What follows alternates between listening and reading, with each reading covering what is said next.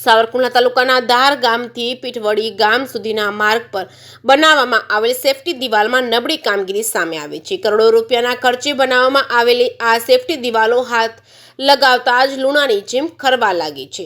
લોકમુખે એવું પણ ચર્ચાઈ રહ્યું છે કે એજન્સી દ્વારા આટલી બધી નબળી ગુણવત્તાવાળા કામ કરવા છતાં અધિકારીઓ ચૂપ કેમ બેઠા છે? શું અધિકારીઓ અને કોન્ટ્રાક્ટર વચ્ચેની મિલીભગતના કારણે જ લોકોના ટેક્સના કરોડો રૂપિયા આ રીતે બેફામ વેડફાઈ રહ્યા છે? અમરેલી જિલ્લામાં આટલી બધી નબળી કામગીરી થતી હોવા છતાં કેમ અધિકારીઓના પેટનું પાણી પણ નથી હલતું? શા માટે એજન્સી અને કોન્ટ્રાક્ટરો પોતાની રીતે નબળી કામગીરી કરી રહ્યા છે? શું અધિકારીઓ વિઝિટ કરવા જતા હશે કે નહીં, તે એક પ્રશ્ન ઊભો થયો છે।